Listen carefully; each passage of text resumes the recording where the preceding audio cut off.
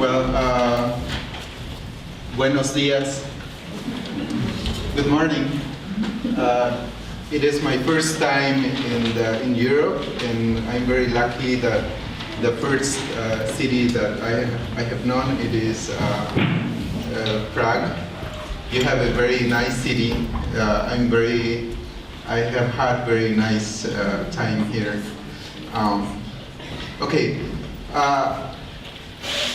I'd like to share with you some of the stories that I have read and some of the stories that I have in my personal life with coffee. Dobrý den, dobré ráno, dobré dopoledne. Jmenuji se, bylo řečeno, Miguel Mateo Sebastian a je to vlastně poprvé, co jsem přijel do Evropy. A mám štěstí, že první město, které jsem navštívil, je právě Praha. Moc se mi tu líbí, hezky jsem si to tu užil a musím říct, že to je krásné město. Ale přijel jsem hlavně proto, abych se s vámi podělil o pár příběhů, které jsem buď přečetl, a nebo sám zažil a které se točí kolem kávy. I found this map in the internet, so you can see Guatemala in Central America. Ale mapa je stažená z internetu, tady vidíte, kde je Guatemala ve Střední Americe. We have a small country. Now we are living there about 15 million people. Je to malá země, teď tam žije asi 15 milionů lidí. Okay. 300 years ago, coffee was an ornamental plant in the backyard of a Catholic church in the colonial city of Guatemala. Asi před 300 lety se káva pěstovala jako okrasná rostlina v zahradě kostela ve starém koloniálním městě Guatemala. 156 years ago, we exported 383 bags of coffee to Europe. Před 156 lety jsme exportovali asi 383 žouků kávy do Evropy ročně. It was almost the whole national production of coffee. V podstatě veškerá národní produkce kávy. And 136 years ago, coffee became the most important product that Guatemala exported to the international market. A před 136 lety už byla káva nejdůležitější vývozní guatemalský produkt. In 1973 I was born. V roce 1973 jsem se narodil. So I grew up in a coffee farmer family and started to learn about coffee very early. Narodil jsem se do rodiny pěstitelů kávy a o kávě jsem se tedy začal dozvídat velice záhy. My father and my mother they had an acre of coffee. So in Guatemala 70% of the coffee is grown by small farm holders. Moji rodiče tedy pěstovali kávu stejně jako 70%, respektive stejně jako ostatní malí farmáři, kteří dohromady vlastně produkují 70% kávy v Guatemala. So this is a chart that shows how the international coffee price goes up and down every year, but it changes every 30 minutes or each hour. The coffee price is changing. So tady vidíte na grafu, jak kolísají světové ceny kávy meziročně, ale ta situace se v podstatě mění každou hodinu, každou půl hodinu. If you see in 1992 and 2002, coffee price was even under 50 cents, 1 pound of the price of 1 pound of green bean. Když se podíváte na roky 92 a 2002, tak v té době byla cena kávy vlastně ještě nižší než 50 centů za libru zelené kávy. In Guatemala for over 36 years we had a civil war, and the country didn't invested much on production, but in much of the efforts from the government went to manage this internal conflict. Po 36 let se vedla v Guatemale občanská válka, takže země příliš neinvestovala do produkce a vláda se soustředila spíše na řešení toho vnitřního konfliktu. So it was very difficult for small farm holders to get organized because of this context of conflict. Takže pro malé pěstitele právě z důvodu toho konfliktu bylo dost těžké se nějak organizovat. But the very low price for coffee in international market, it was a motivation for farmers to work together and look after some opportunities in the international market. Ale velmi nízké ceny právě na mezinárodním trhu byly motivací pro malé pěstitele, aby se sdružovali a hledali na tom světovém trhu příležitosti. In 1997 was found, Manos Campesinas was found for the small farm holders in Guatemala in different areas. V roce 1997 proto vznikla organizace, vlastně družstvo Manos Campesinas, které sdružuje zemědělce, pěstitele z různých oblastí. They started to learn how to have a better yield on their farms, and they built their organization. Společně se začali učit, jak dospět k větším výnosům na svých farmách a také se začali sdružovat. They create Manos Campesinas, so Manos Campesinas can do all what is related to technical assistance on the production of coffee, and also look after the international market for coffee.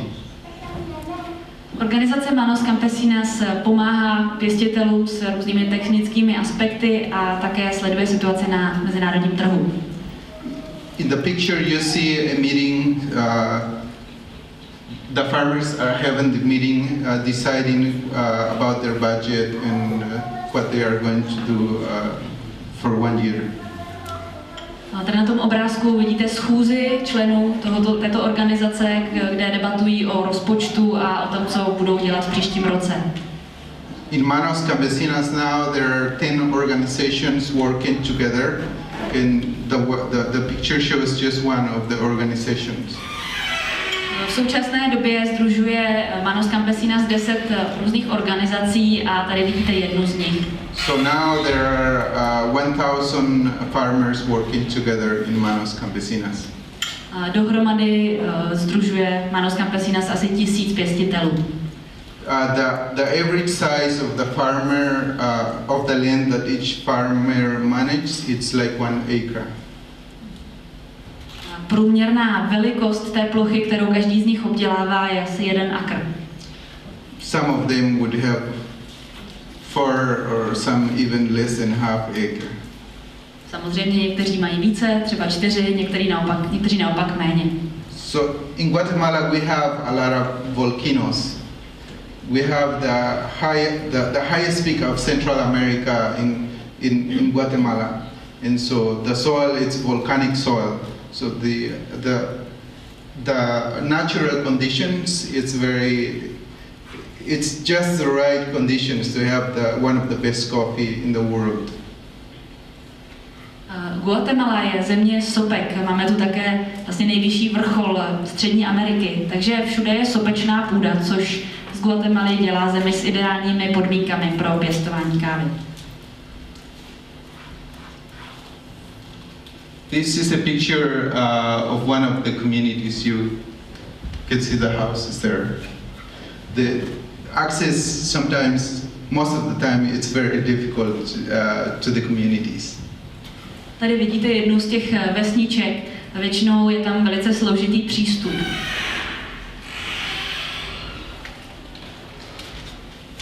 In one of these communities, you will find the farmers. This lady belongs to an organization called Flor del Café, which means coffee flower. Například tahle paní je z jedné takové vesničky a je členkou organizace, která se jmenuje Flor del Café, což tedy znamená kávový květ. Almost everywhere we have coffee. This is a picture of Lake Atitlan and around the lake in Solola. People grows coffee.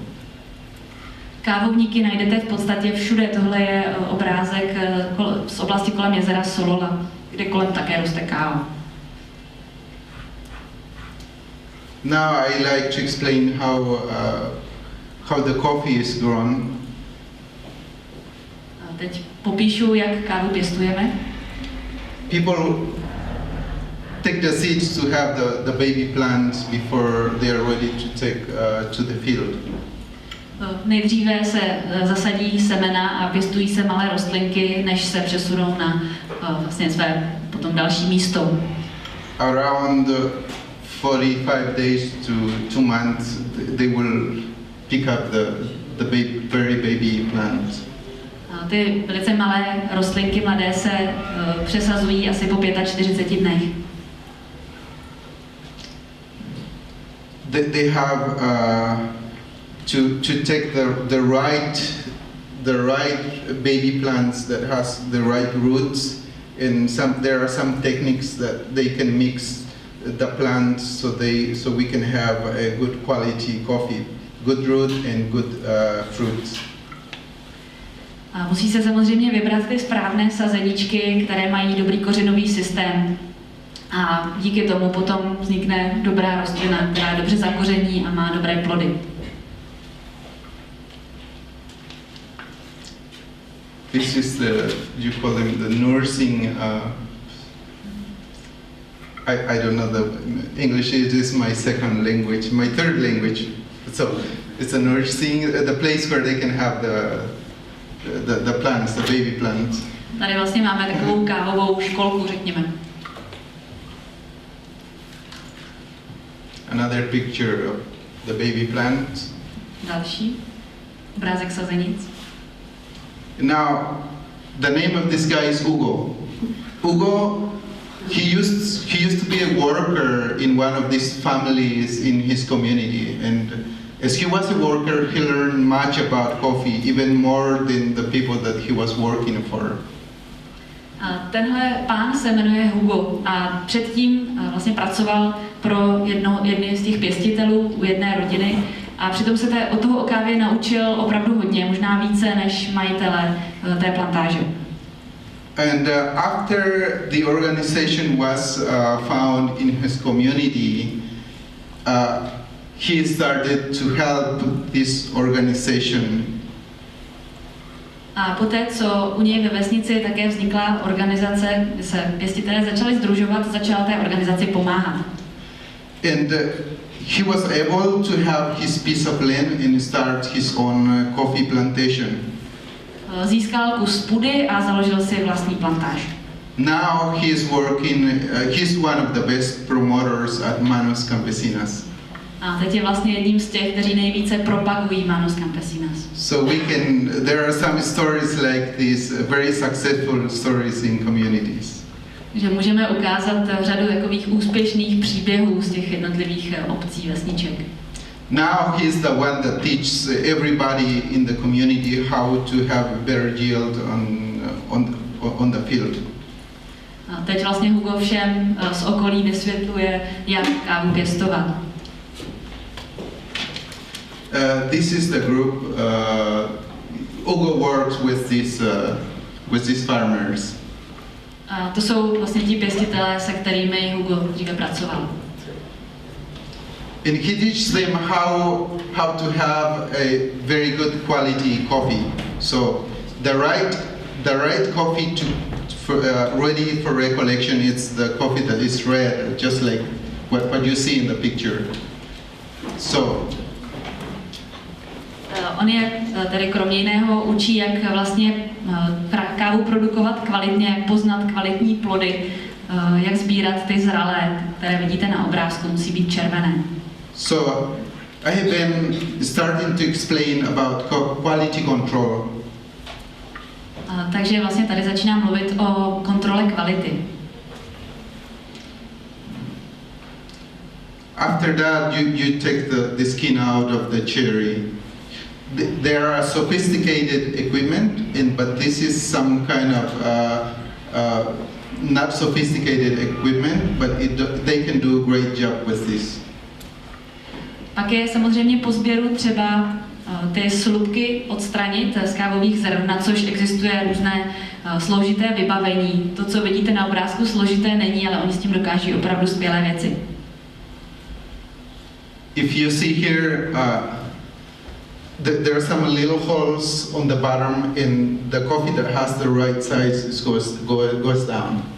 Tady to je vlastně síto, které má dole dírky té správné velikosti, takže dolů propadávají jenom správně velká zrna.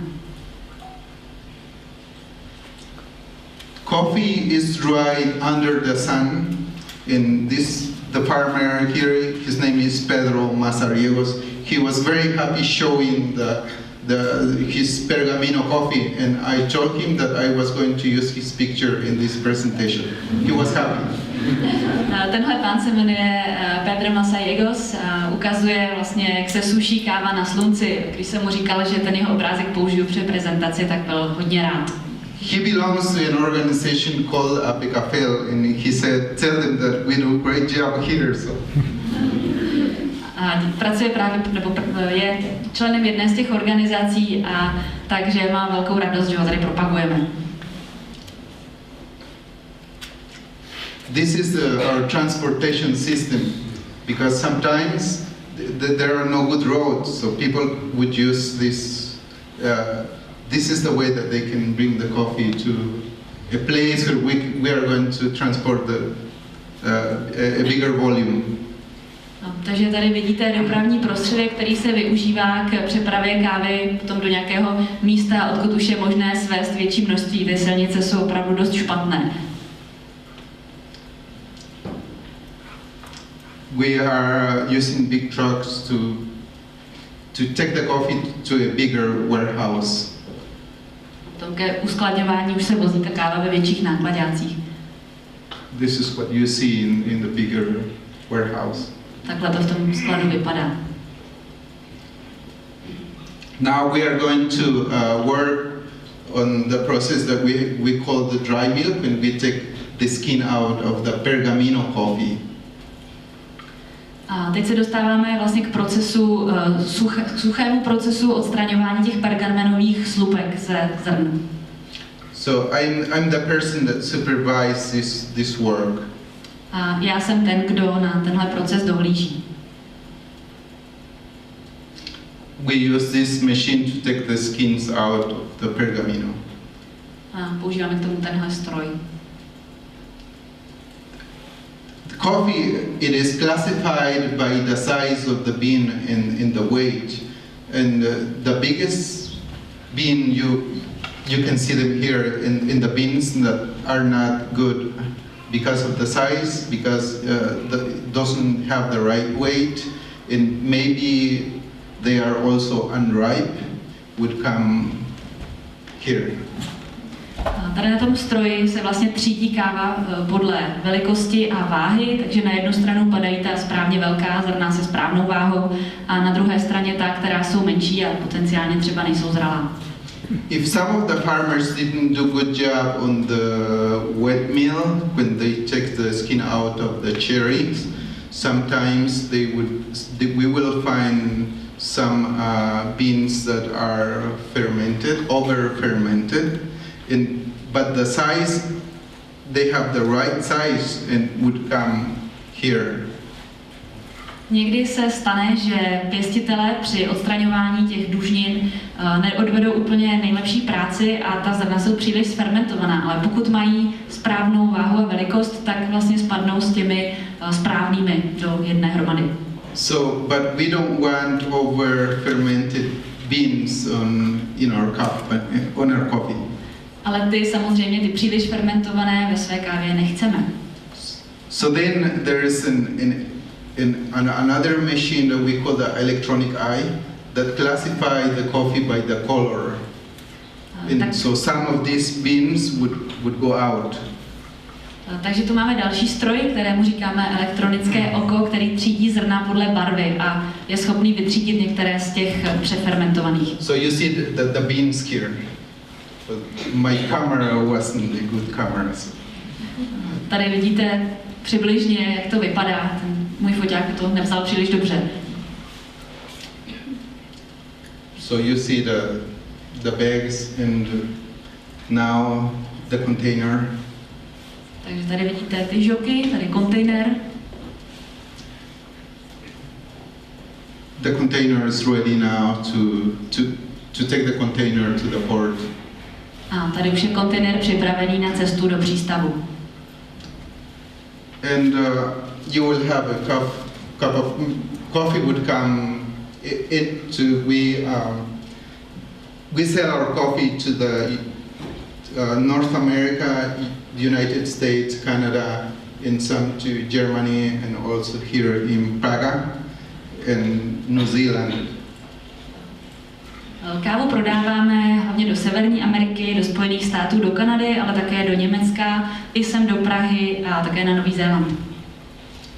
But farmers, after 1997, it took 10-12 years to have their organization as a sustainable organization. I mean, they met break even. Ale od toho roku 1997, kdy byla organizace založena, trvalo nějakých 10-12 let, než začala fungovat udržitelně, to znamená, než přestala být ztrátová. In this organization now, it is very important in the area. Dnes ale v oblasti hraje opravdu velkou roli, je tam důležitá. Because after the farmers get paid for their coffee, potom, co dostanou farmáři nebo pěstitelé za kávu zaplaceno, there's money left, so we can keep these programs. We have technical assistance for the farmers. And this is very important because quality control starts there, and also we can teach the farmers how to have a better yield. A potom, co tady dostanou farmáři zaplaceno, tak zbydou nějaké peníze, které můžeme dál použít právě na technickou podporu, na to, abychom jim pomohli s pěstováním, ukázali jim, jak dosáhnout lepších výnosů a jak kontrolovat kvalitu, protože ta je velice důležitá. In this case, we can understand that if we have a very an industry that cares for the sustainability of the quality of the product, then we can have a very good quality of product in our countries. Je to velice důležité, protože musíme pochopit, jak má to odvětví fungovat, aby bylo udržitelné a aby jsme zachovali stálou kvalitu a tím vlastně mohli nabízet světu kvalitní produkci. When I got into this, into the type of work I do now, I learned many things. I learned that coffee it is the second most traded product in the world after oil. A já se teď při své práci dozvídám spoustu zajímavých věcí, například to, že káva je druhá vůbec nejobchodovanější komodita na světě hned po ropě. I learned that the industry needs the farmers. Také jsem se naučil to, že to odvětví potřebuje pěstitele. And I learned that the customers they need to support the producer of the raw materials. Then they will have a very good quality product in the source. A také jsem zjistil, že je potřeba, aby zákazníci podporovali pěstitele, podporovali dodavatele suroviny pro své podnikání a tak je možné už u zdroje dosáhnout kvality. In Manos Campesinas there are 1,000 farmers avoiding to use a synthetic fertilizer. So 1,000 farmers that don't use any chemicals on the production. So so it is less contamination. Jak jsem říkal, tak Manos Campesina se sdružuje 1000 pěstitelů a žádný z nich nepoužívá syntetická hnojiva, takže tím pádem méně chemikálií, které jdou do prostředí. So our approach, we are working that 100% of the coffee that we export, it is certified organic. A náš přístup je takový, že usilujeme o to, aby vlastně veškerá káva, která jde na export, byla certifikovaná bio.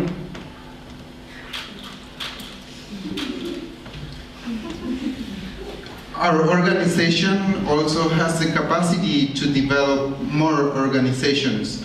This organization here, what you see in the picture, is called ASIPACU. A samozřejmě naše organizace má také schopnost přispívat ke vzniku dalších organizací, například tady ta, která se jmenuje ASIPACU. With the income of all the farmers, we were able to give them legal advice so they can create their own organization in their community.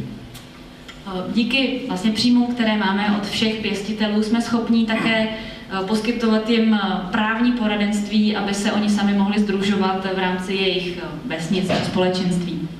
Then we offer them the market what we already have in the world. A potom jim nabízíme přístup na trh, který již ve světě máme. After 10-12 years of work. Stálo nás to 10-12 let práce. Most of our buyers, they know, they have met the farmers where their coffee comes from. You see a buyer, there's a picture of a buyer from Germany, but some of our friends here in Prague has kept them in the communities. Daniel, he's not here. A většina z těch, kdo od nás nakupují, se s pěstiteli přímo setkala, takže přímo se byla podívat na to, kde se jejich produkt pěstuje. Tady na obrázku jste viděli vlastně nákupčího z Německa, ale jezdí se k nám dívat lidé i z Prahy, třeba Daniel, který tu teď není. This is the cupping table at the office of Manos Campesinas. A tady je cupping v jedné z kanceláří Manos Campesinas. So quality control starts from the plant and when we ship the coffee. And before we ship the coffee, we cup the coffee. Takže před vlastně tím, než kávu odesíláme, tak ochutnáváme a kontrolujeme kvalitu, ale vlastně během celého toho procesu pěstování až po přepravu. We have been able to have a budget to give loans to the farmers because sometimes they have very low income and don't have the capacity of investment in their farm. Podařilo se nám do našeho rozpočtu vměstnat také to, že můžeme poskytovat půjčky, protože pěstitelé často nemají dost příjmů na to, aby mohli investovat a rozšiřovat své podnikání.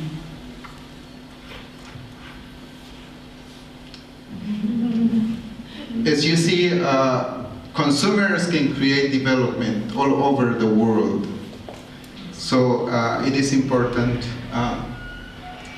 to look for that. Thank you.